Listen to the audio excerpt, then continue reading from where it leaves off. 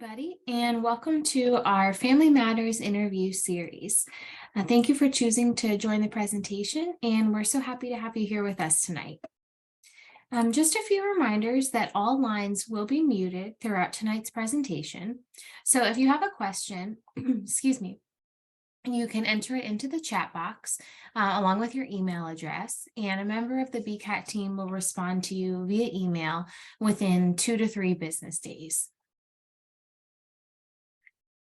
Tonight, we are going to hear from Dr. Elisa Gil Perez to discuss what causes people with dementia to demonstrate new behaviors like agitation, anger, and more confusion at night, and what you as a caregiver can do to handle those difficult moments. And joining Dr. Gil Perez is Lynn Young. She is the Vice President of Operations at Mansbach Health Tools. So without further ado, let's get started. Hi, everybody. Welcome to our Family Matters series. Today, we'll be discussing some information around behaviors, particularly those associated with dementia, as well as some practical strategies that can help caregivers to reduce these challenging interactions. We are joined today by Dr. Elisa Gil Perez, the Chief Medical Officer and Senior Vice President of Medical Affairs at Charles E. Smith Life Communities. Dr. Gil, welcome. We're so glad you could join us today. Thank you. Thank you for having me and inviting me. Appreciate the opportunity. Absolutely. Before we get started on our topic, can you share a little bit with our family members about your background and kind of what it is, a chief medical officer does, and your role with your sort of interactions with seniors in your day-to-day kind of goings on at Charles E. Smith? Sure. I'd love to. Thank you. And thank you everybody for joining for this important session. As Senior Vice President of Medical Affairs and Chief Medical Officer of the Charles E. Smith Life Communities, I oversee the medical services provided to approximately 1,000 elderly seniors living on our campus. We are located in Rockville, Maryland, and it is a very large campus that provides senior services to almost 1,000, as I mentioned. I'm also a certified medical director. And in that role, I oversee our nursing home operations as a medical director, which is called the Hebrew Home of Greater Washington. And our nursing home has approximately 400 residents living in that nursing home. And I do direct a team that consists of 7 physicians and 2 nurse practitioners, as well as a group of specialty consultants, which make visits to campus and come to campus when we need them to help with specialty services, to provide those specialty services to all the residents living here.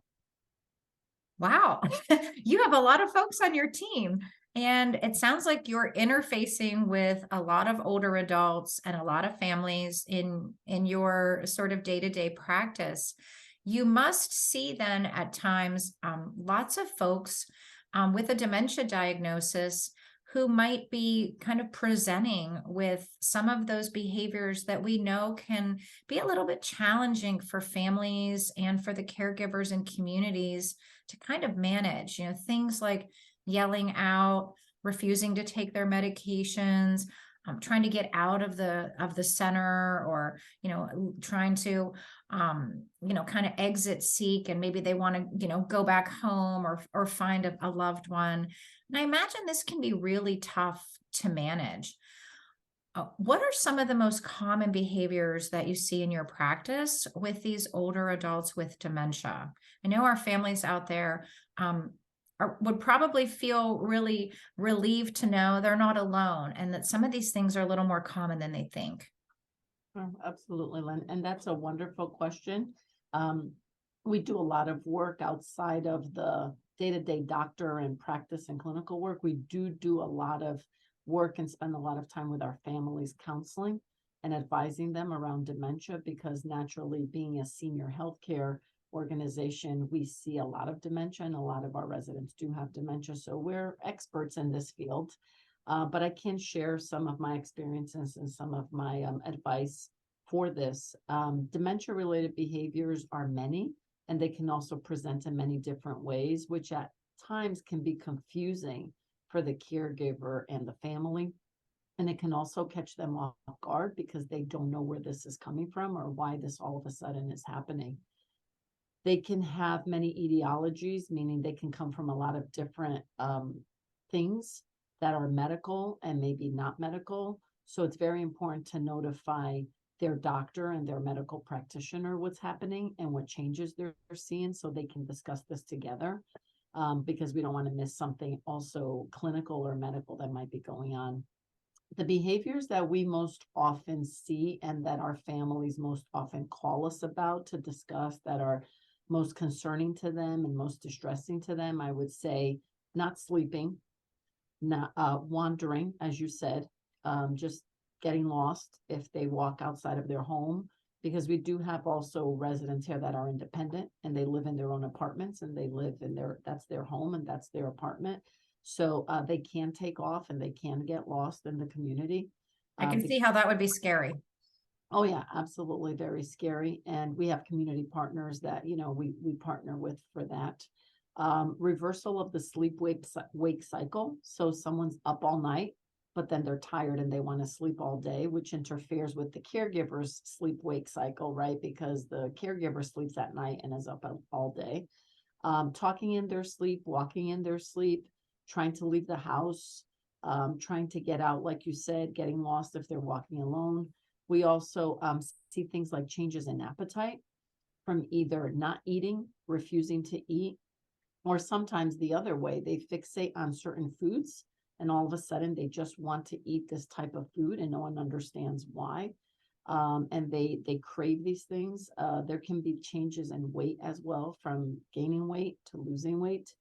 Irritability, agitation, having a short fuse when you're trying to make them understand why they can't do this or why they can do that or why they should eat or why they should stop eating. They don't understand that. And so they can become very short and very irritable. And again, this could also be due to poor sleep and being tired because they're not sleeping well at night. We can see refusing medications, refusing to go to the doctor, not wanting to get in the car to go places or to appointments that they need, refusing treatments, refusing simple hygiene like bathing, like brushing teeth, like washing their face or changing, if they are incontinent and they wear some sort of extra padding or briefs or something like that, they may not want to change them because they don't understand what that's for. We also do get calls for changes in the person's personality. So they may be cursing, they may be throwing things, they may get physically violent, they may get physically aggressive, using language they never used before. It must be really tough for a family member to see that, Yeah, when it because the changed. person is essentially changing right before their eyes from someone they knew and someone they lived their whole life with or they knew for a very long time to this different person. And that's extremely distressing and stressful. And the caregiver really is lost and doesn't know what to do. Accusing people of stealing or hiding things. We see this a lot because, as dementia continues, it's a progressive disease. They may misplace things. They thought they put it here in this room. They can't find it. So naturally, their prefrontal cortex kicks in and the behaviors get magnified and they accuse people of taking their thing or losing their thing or stealing. And there's paranoia that comes with that as well. So over time, they may start distrusting that person who did nothing, absolutely nothing. And the item usually turns up, a week later, or a few days later, a month later in a weird place that you would have never thought to look, but you find it. And by the time you show them that and say, hey, you put it here, they don't remember. So, there's really very limited utility to that. And then, the infamous sundowning syndrome is another behavior we get called a lot about and we see. So as the sun goes down, they get a little more confused, they get more disoriented. It's all coming from disorientation. And it has something to do with their pineal gland and their melatonin release. That's when your melatonin starts getting released to get you ready for bed. And that's all dysregulated. And sometimes when their sleep-wake cycle is dysregulated, it makes no sense to them. And when the dark starts to come, you see more magnification of these behaviors and confusion. So those It are must the be tough if you're a caregiver and you've been kind of dealing with a lot of these items throughout the day and you're already tired from maybe not sleeping. And now you have this behavior kind of showing up at the end of the day. You may be at your wit's end by that point, right? Or already kind of fatigued. Yeah, So I can see how that would be challenging. Yeah, especially if it's day in and day out for a long period of time. And we'll talk about that a little bit later, but yeah, it's extremely stressful on the caregiver for sure. Yeah, I can see how that would, be wearing or fatiguing for someone who's kind of navigating all these changes and all of these moments where they're trying to redirect and reassure. And then you have that kind of at the end of the day. That must be really tough. Yep. So I know you talked a little bit about causes of some of the behaviors, right? And kind of connecting with your doctor to understand, are there changes going on? Can you speak to that a little bit? Sure. You always want to report any change in that person's behavior or mood or, how they're resisting treatment or medication to their practitioner and doctor, because it could be coming from something else that's clinical and medical, right? Because everyone has medical problems and those medical problems are also advancing and also progressing and also getting worse with age, but they could have something like an infection. They could have fallen without you knowing and they have a fracture, but they don't know how to tell you that they're having pain when they sit or stand or they lie in this position. And sometimes we do an x-ray and we find a fracture that you didn't know about. Their dementia could be advancing, and that's important for the practitioner to know, not only so they can adjust the treatment, but they can also guide the family on what's coming next. And being prepared is really, one of your best remedies so that you don't get caught off guard when something is changing, right? They could have delirium, which is a fluctuating state of confusion and awareness. And that's very difficult to pick up, even for practitioners, but especially for family. They could have depression, anxiety, personality disorders, other mental health problems they've been dealing with their whole life could be magnifying and progressing as well. They could have had a silent heart attack. It's not always, oh my goodness, my left side of my chest hurts. I have, numbness and tingling down my arm, up my neck. It's not that classic. And so they could have had a small stroke. There's a lot of things. So you need to report it. There's also changes in medication. Sometimes people get hospitalized. The doctor doesn't even know they were in the hospital, and maybe like a 2-3 day thing. It may even just be an emergency room visit, and they'll give them a medication, which is short term. Something new added into their something routine. new. And even just one pill, we've seen it with one pill could make a huge difference and could really throw this person like confusion and mental status way off the edge and change things. So we need to know anytime there's a new medication added, are they skipping their meds? Did they skip multiple days of their meds? If these meds are essential meds, it's going to make a difference, right? Are they taking medications on their own? Sometimes they talk to their cousin, they talk to a friend, they go out to lunch with somebody and somebody gives them 2 or 3, here, try these. Oh, yeah. My cough.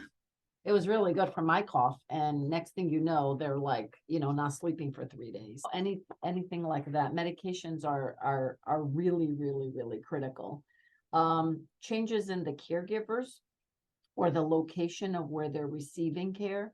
So, sometimes they're bouncing around from one person to another. Sometimes they were in the hospital, then they went to a rehab center, then they went to another place for a week or 2 or 3, then they went to a family member's house. And this change in environment is also very confusing and distressing. And like I said, hospitalizations and medications probably are our top 2 red flags and warnings for that person's behavior having changed over a period of time.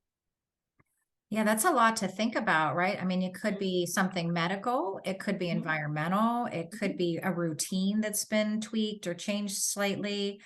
It sounds like the environment plays a pretty important role and could even be a triggering event for some of these behaviors. And I know caregivers can only control so much. If someone has to go out to the hospital, they may have to go. But Can you tell us a little bit about sort of how to navigate that, with these different environmental changes? Are there things people can do to make it goes more smoothly, or to anticipate some of the results of the environmental change?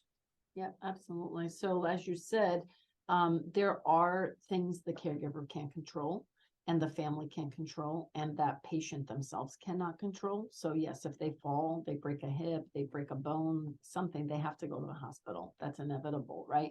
But there are things in the home setting that you can control that are really, really important every day to just keep focused on that.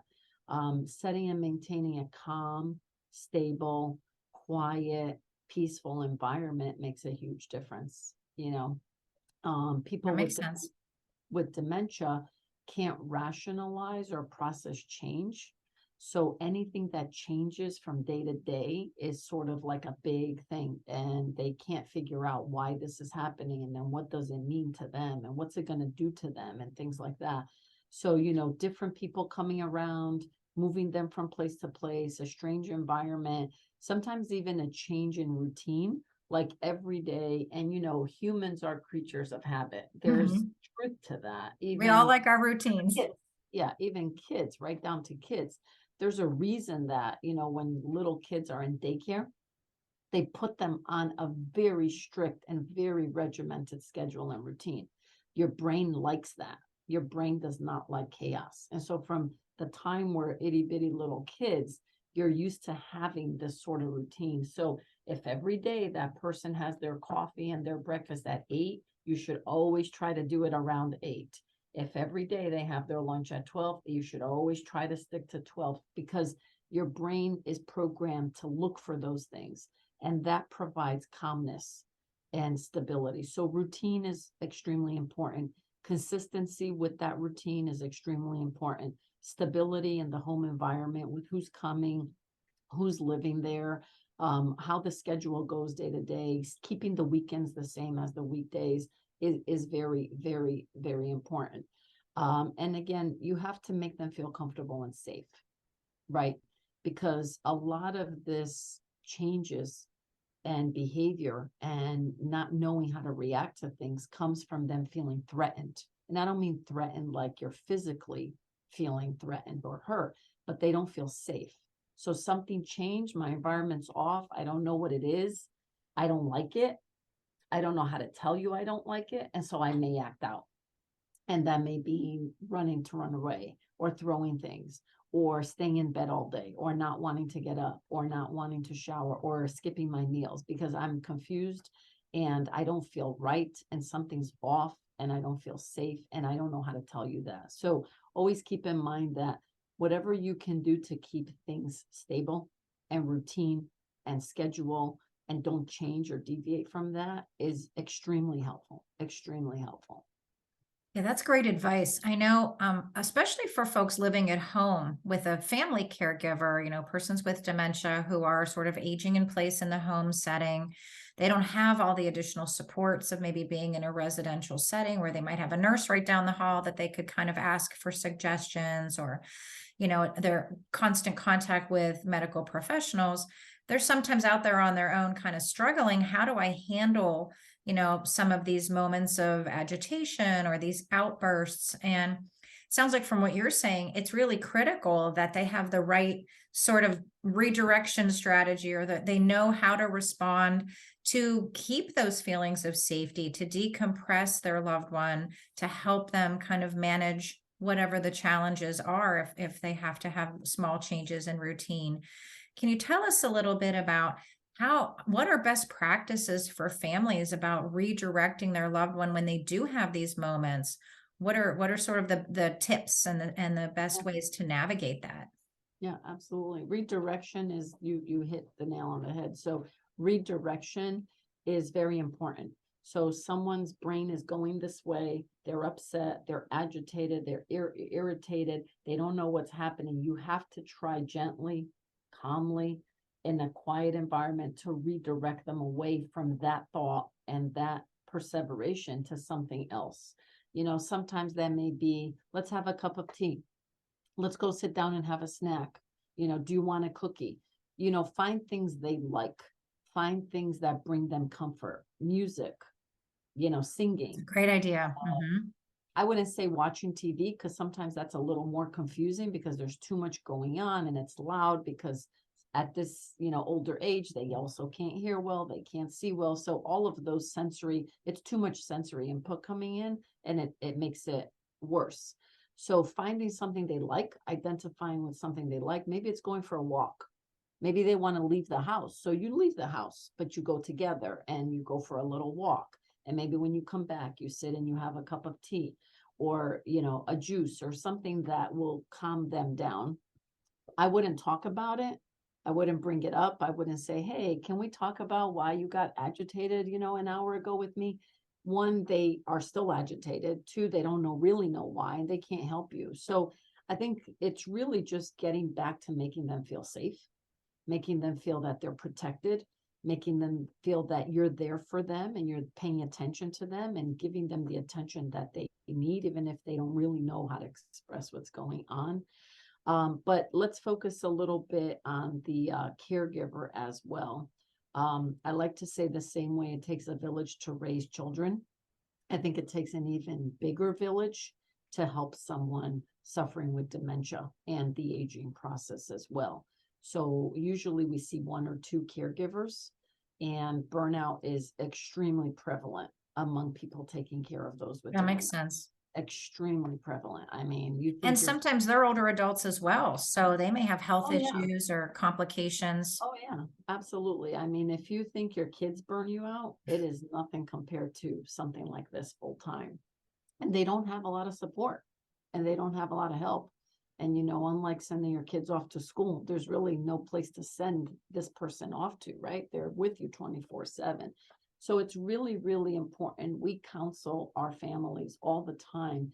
If you don't take care of yourself, if you're skipping your doctor's appointments, if you're not taking your medications properly, if you're not addressing your healthcare needs, something's going to happen to you. And when that happens, now your person is left alone, and you have to find someone else to care for them the way you have been. And that's going to make things much worse. So you do have to put yourself first. You do have to take care of yourself. Hire someone for a couple of hours so they can just watch and supervise and be there with your person so that you can get out of the house. You need to leave that environment. You need to clear your head. You need a break. You need to exercise. You need to eat right. You need to see your doctor and keep up with your health. Maybe look for a day center where that person can go to for a few hours a day. I don't like the term adult daycare, but that's what they call it. But there are places where seniors can go and spend a few hours a day, sometimes up to 8 hours a day. There's buses that come pick them up. There's buses that bring them back to the house. And this is a way, they may not get so much out of it, but it's a way for the caregiver to get that break. And that break is extremely necessary if you're going to keep up this hard job. Reach out to home health agencies. There are home health agencies that can support. Yes, you have to pay for it. Sometimes there's government assistance for this, but they can send a professional caregiver in to help with things.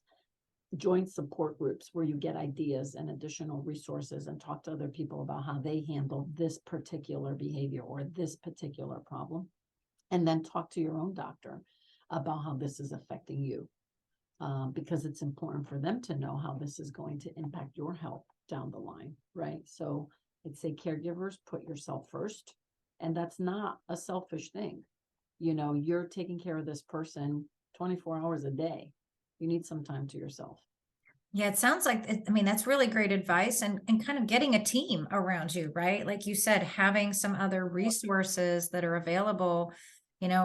You could also become sick. You might also have some kind of medical event. You definitely want to have, some backup plans in place and some supports around you, just to make it a little bit easier for you to navigate. So I think those are all really good practical tips. I know we're almost out of time, so we probably have time to fit in one more question. I really wanted to circle back to our discussion about sundowning, or that change in the late afternoon or in the evening, where we start to see those disruptions in behavior, connected, possibly to their sleep cycle. I know that's a frequent concern of caregivers, one that can be really tough to manage. Can you speak a little bit more about that particular behavior? And are there any other sort of action steps or practical tips that people can consider or make changes that could help alleviate or even reduce some of that? Yeah, absolutely. This is probably the number one thing that we see even in the facility settings like nursing homes, assisted livings, independent livings, and people living with dementia. You see this a lot. It's very, very common. I did want to mention that there are medications to help with dementia. So that's an individual decision that has to be done with the doctor and the medical provider to decide which medication is right, when, at what stage in the dementia, and those kinds of things. So medications can help with the sundowning behavior also. But back to what I mentioned earlier, it's really consistency and stability with the routine. So that if every day at 3 o'clock you have a cookie or a snack with your tea, then that's what you have to do every day at 3 o'clock and sticking to that routine. Elderly people usually like to go to bed earlier. So, when the sun starts going down, that should be when they're having their dinner, and then they can get to bed after a couple of hours after that. They should not be staying up till 10, 11, 12 midnight because they don't sleep well during the night. Even though they're in bed for 8 hours, they're not sleeping 8 hours, right? Always be careful what they're eating and drinking before bed. So caffeine, if they really need caffeine, should only be in the morning, and that's it. Yeah, that's a good point. I hear a lot of older adults want a cup of coffee, right, with dinner or with dessert. Mhm. So that's really good advice. Yeah. Maybe switch to So decaf or switch to decaf, or if they really need to have something, try to switch to tea that has less caffeine, even as, a some good decaf idea. coffee still has caffeine. Also limit the fluid intake before bed because that will make them get up and need to go to the bathroom. And then when they get up and it's dark, especially if there's not enough night lights or someone not watching, they're going to fall. And then once they fall, that's a whole different set of problems. It's okay to nap during the day. That helps with the sundowning as well, because remember, they may be in bed 8 to 10 hours. They're probably sleeping half of that, maybe a little bit more if we're lucky. So they're tired. And you may say they don't do much. They're sedentary most of the day and they're not working and they're not exercising and they're not moving around. They get tired, so let them nap during the day. But again, try to schedule those naps and keep those naps regular every day. So every day. I mean, for some people here, we even put them on a toileting schedule. It's that regimented so that, they're trained like at these specific hours. This is when they go to the bathroom. It helps regulate their bladder. It also helps regulate their brain and it keeps a routine. So anything that can help if they wake up during the night, herbal tea, warm milk, maybe just a little snack. Sometimes people's sugars drop during the night and that's why they wake up. And that's why they're agitated and confused. So you can give a couple of little crackers or a glass of milk or a tea that's decaffeinated, obviously herbal, and that can help them go back to sleep as well. So Could they those are even schedule their nap time, like a rest oh, break built in at some oh, point yeah. throughout the day Mhm, to absolutely. avoid, the 7:30 to 8 o'clock nap after the news or Yeah, yeah, absolutely. That would be like midday because again, you want to keep the wake up time the same, the nap time the same, the eating time the same, all the meal times the same, and then the sleep time the same. So short of like, Thanksgiving, a holiday, there's extra family around, those kinds of events, short of that, they really should be going to bed at the same time. And all these things together, along with medication, sometimes there is a role for medication. Sometimes the doctor may want to put them on a sleeping medication, and that may help keep them asleep during the day. And that also helps with the sundowning, 8 hours later or 10 hours later. So there's a lot of different things that we can try, and everybody's different and everybody responds differently to different things. So that's why it's important to keep the practitioner involved and also aware of everything that's going on. Yeah, these are really good sort of basic steps that people can kind of pull together, having good, consistent communication with your healthcare provider so that you're sharing what's going on with your loved one, but they're also guiding the process, giving you suggestions and input if medications are appropriate, or maybe looking for infections or other medical conditions that could be contributing to some changes that you might see.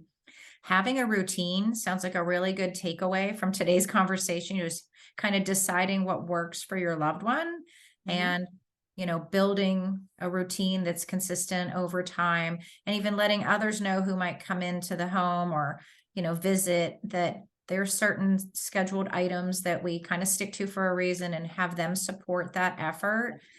And then the other big takeaway that I'm hearing is it takes a village, right? So our caregivers really need to find those support services, whether it's other folks who can come in, some kind of external programming that might, give them a break or allow them to have those windows where they can do their laundry or, get their errands run or even just rest for themselves. So these are really great tips. I think our families are really going to appreciate hearing all of this information. And one, they're not alone out there, right? That these are some common themes everybody may experience from time to time, some of these behaviors, and that there are successful, tried and true strategies that others are out there using that they can implement as well. That's correct. Well, That's a wonderful summary.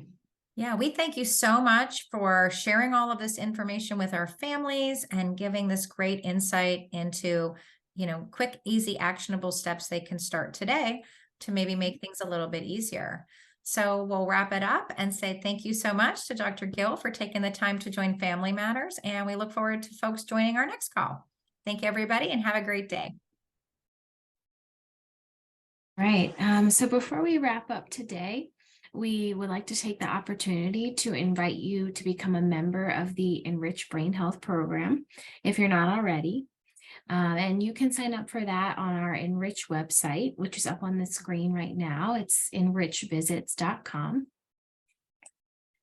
And if you're interested in more information from the BCAT Research Center, you can follow us on our social media. We have Facebook, Instagram, Twitter, and LinkedIn. We also have a YouTube channel, which isn't up here at the moment, but it should be linked on our other pages. You can just type in the BCAT on YouTube and you'll find our channel with Family Matters. We have some other playlists with some really good information for you. Again, if anybody has any questions, you can type it into the chat box and a member of the BCAT team will respond to you via email within the next 2 to 3 business days. Thank you again, everybody, for joining tonight's episode.